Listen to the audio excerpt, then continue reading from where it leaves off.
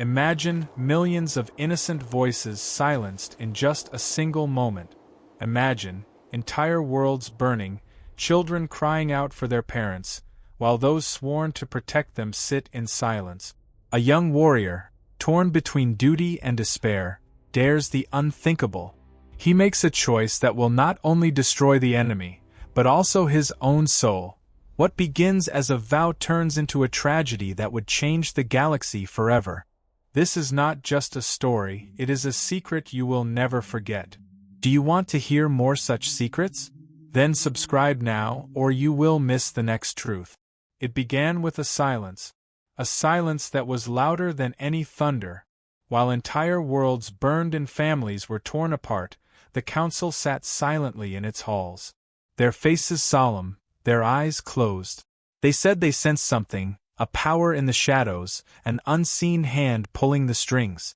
But to the young knights who saw the blood of innocence outside, these words sounded like empty phrases. Every day more tears flowed, every day more voices fell silent, and yet the cry was, "Be patient, trust in the Force." Among these knights stood one whose heart could no longer bear the silence.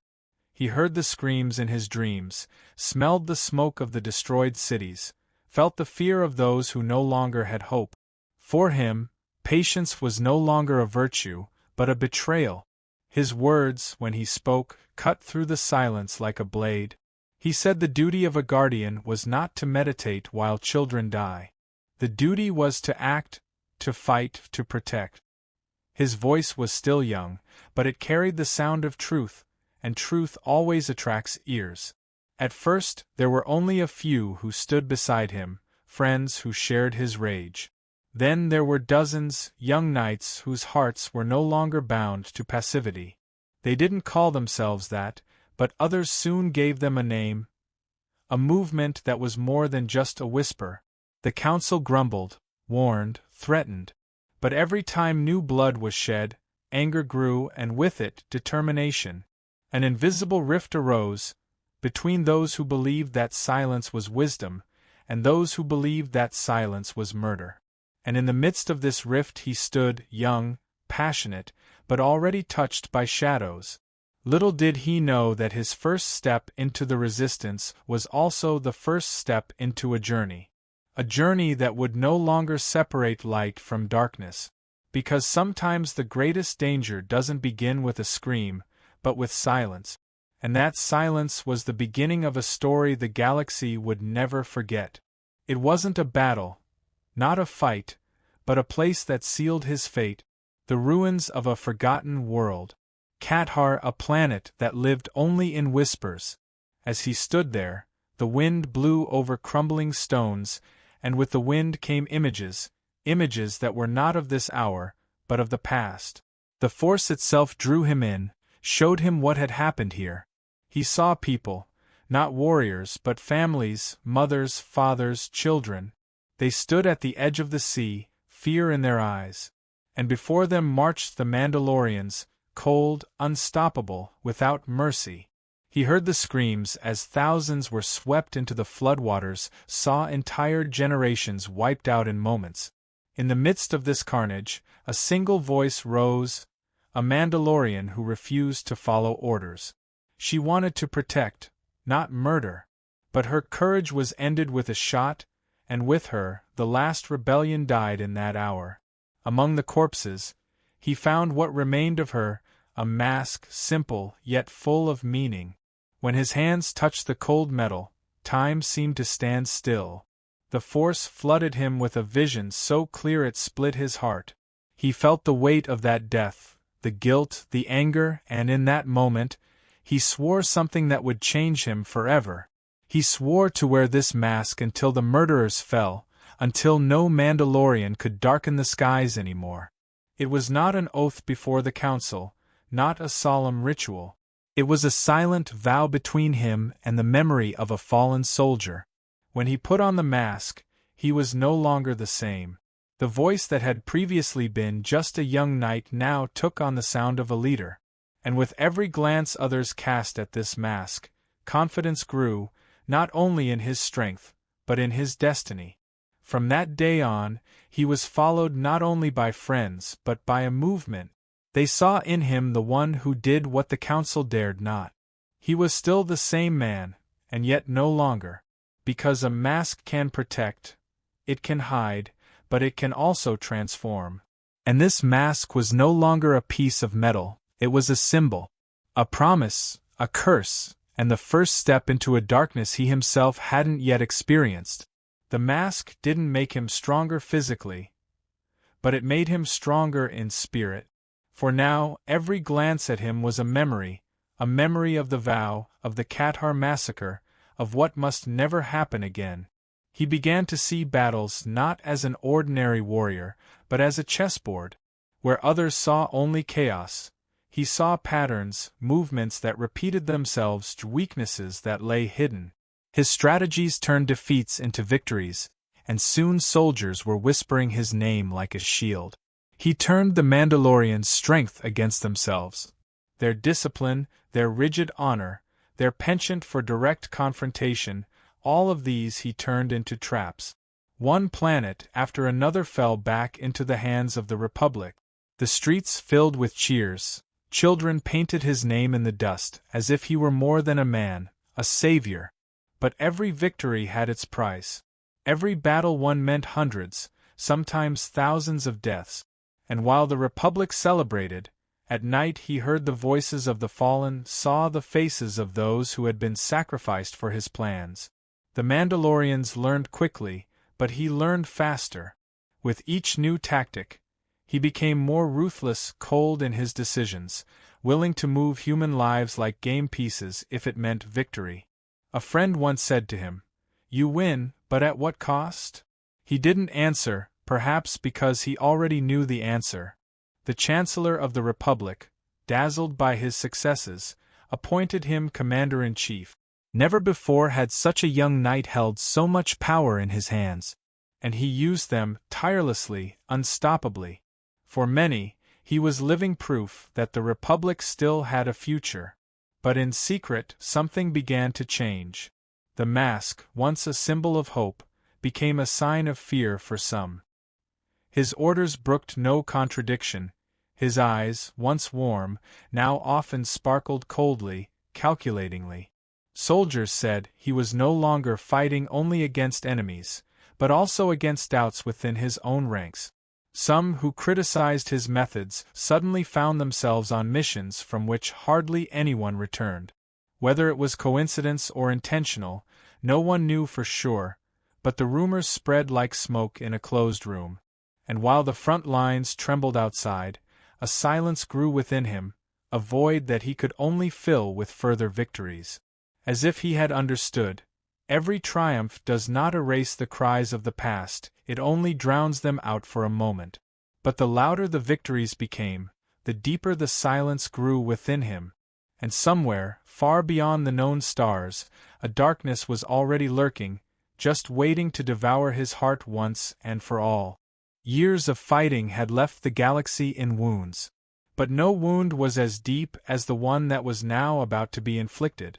For despite all the victories, despite all the ingenious tactics, the war seemed to have no end. The Mandalorians stood unyielding, every blow against them only brought out more strength, and the Republic bled. He knew that the usual methods would no longer suffice.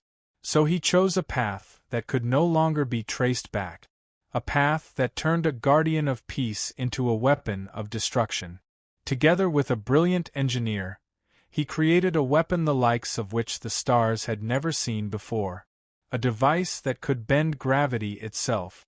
A shadow that would drag entire fleets into the abyss. The mass shadow generator. His plan was cruel in its simplicity. Lure the Mandalorians to Malachor V, activate the device, and end the war in an instant. But this moment would consume more than just the enemy. He entrusted the crucial role to his closest companion. She was to lead the fleet that served as bait. Many in this fleet were those who had doubted his methods, and some whispered that this was no coincidence. Then came the day when heaven and earth trembled. Fleets collided in the orbit of Malachor V. Fire filled space. And in the midst of this chaos, he found himself facing Mandalore. A duel that was more than a fight between two warriors, it was a judgment. Blade against blade, blows like thunder, sparks like stars exploding in the darkness. In the end, it was he who won the victory. But before Mandalore fell, he spoke words that weighed more heavily than any defeat. We were not alone. Someone greater is guiding us. Then it happened. The mass shadow generator awoke. A scream rippled through the universe as gravity crushed entire fleets. Ships crashed into the planet like burning stars. Malachor itself burst apart, its surface torn, its heart shattered. Thousands died in seconds. Soldiers, Jedi, Mandalorians, friends and foes alike, all equal, all devoured. The world became a scar, a wound in power that would never heal. He had won. The Mandalorians surrendered, their will broken. The Republic rejoiced, the galaxy breathed a sigh of relief. But something within him had died. For a victory born of annihilation was not a triumph, but a burden. And while lights were lit outside to celebrate peace, only one question burned within him. Had he ended the war, or had he just opened the door to something far worse? The war against the Mandalorians was over, but the peace that had been so longed for never came. Instead, a new storm began, born not from external enemies, but from within our own ranks. Although he had achieved victory with the mass shadow generator, in the eyes of many he had also crossed a line. Some called him savior, others whispered the word, murderer. And while the Republic rejoiced, a poison began to work in the shadows, mistrust. His closest companion, who once stood by his side, began to harbor doubts. At first it was just glances, then questions, words that carried little weight between battles, but now became razor-sharp accusations. You won, but at what cost? He didn't answer, perhaps because he was afraid of the answer. Tensions grew, and what had once been an unbreakable brotherhood transformed into a silent competition for power, influence, and truth. As he pressed forward, his companions saw only the shadows growing. Then came the moment that shattered everything. A battle in space, burning fleets, chaos on the decks. He was fighting on the front lines when suddenly betrayal struck. No enemy, no stranger, it was the hand of his own ally that wielded the knife. Orders were given, a burst of fire that hit not the enemy, but our own flagship. Explosions ripped through the bridges. Metal splintered, fire engulfed consoles, bodies were torn into space. And he himself fell, wounded, engulfed in flames. But the pain of his wounds was nothing compared to the pain in his soul. For betrayal burns deeper than any blade. The moment he sank to the ground, not only did his body break, it broke his identity. He, the leader, the savior, the strategist, was now a casualty. His fate was no longer in his hands, but in the hands of those who declared him an enemy. The echo of the explosions lingered long afterward, not only in the wreckage of the ship, but also in his mind. A part of him died there, and what remained was just an empty shell, trapped between the past and oblivion. The explosion had broken him. Body and mind lay in ruins, like the ship that plunged into nothingness. When he awoke, nothing was as it once was. His name was erased, his memories gone.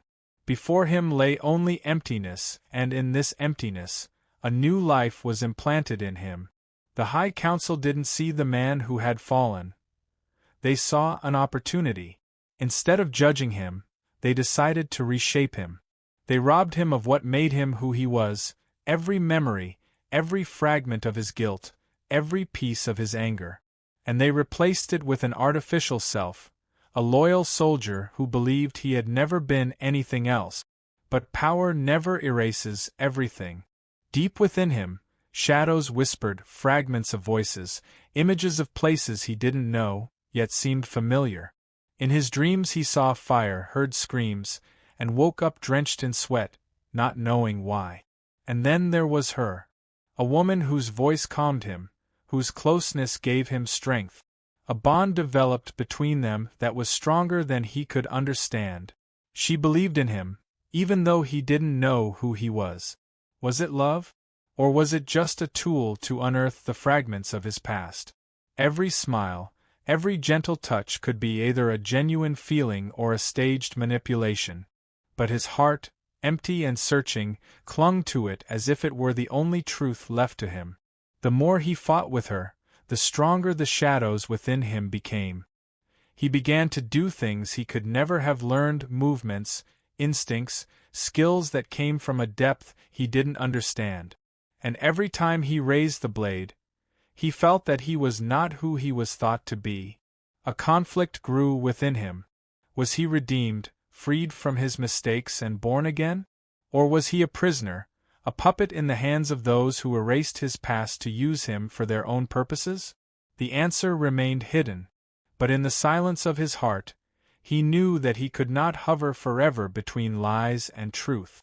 One day he would have to decide, and this decision would determine not only his fate, but the fate of all who trusted him. Peace had been only an illusion.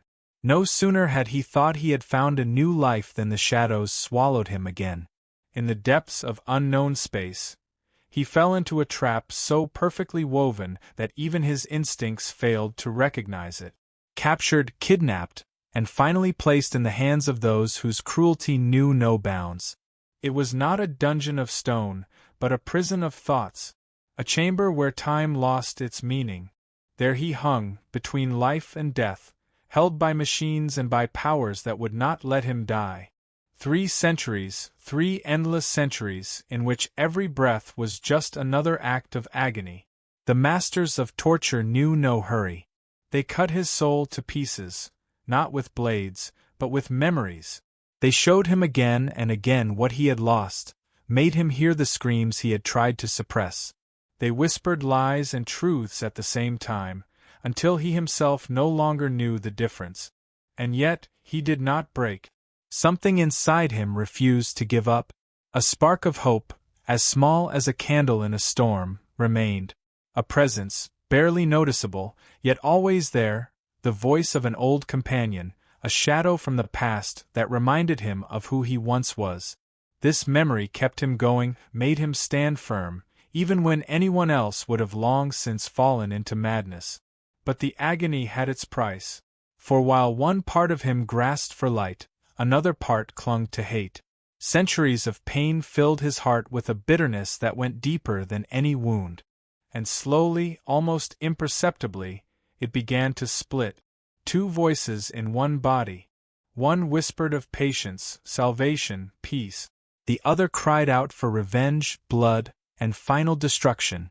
It was as if his mind shattered like a mirror, one half bright, the other dark. And while the stars outside moved indifferently on, he fought the longest and most cruel battle of his life in the silence of his dungeon. Not against chains, not against enemies, but against themselves. Centuries of pain, centuries of division, and yet it all led to this moment.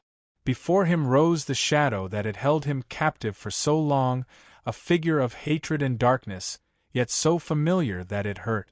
For this enemy was not a stranger, it was himself. The bright side of his soul confronted him, torn, but steadfast. And the dark side, fed by centuries of torment, lurked like an animal, ready to devour everything. It wasn't a fight with blades alone. It was a fight for the truth of his heart. Lightning bolts of power tore through the hall, screams echoed. But louder than any blow was the question that burned within him. Was he merely the product of hatred, shaped by betrayal and torture? Or was there still the man who had once sworn to protect the innocent, no matter what the cost? Amidst the chaos, the memory of those who had once trusted him appeared, their voices, their looks. And there she was, the woman whose presence had once given him hope, even when he no longer knew anything about himself. These images were like threads pulling him back, away from the abyss. The dark half roared, offering him unlimited power, promising vengeance and endless strength. But the bright voice whispered of peace, of a sacrifice greater than hate. Then the decision was made, not in a scream, but in one breath, he lowered the blade, let go of the hatred that had controlled him for so long. And with this decision, the darkness collapsed, not defeated, but redeemed. But salvation had its price. His body was too weak, his soul too exhausted. He knew he wouldn't survive. But maybe that wasn't necessary. For at the last moment, he sensed that his choice would leave something behind, an echo that lived on in the Force. An echo that could warn others, guide others, save others. His last look was not one of despair, but a quiet smile. Not because he had won, but because he had finally found peace. And so his story ended, or perhaps it began only now, as a whisper in eternity that will never cease.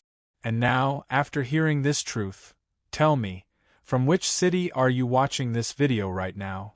Write it down below in the comments, because your voice matters. And never forget, this was only one secret, but there are many more still hidden in the dark. If you do not want to miss the next truth, then subscribe right now. Because what is coming next will shake you even more than everything you have just witnessed.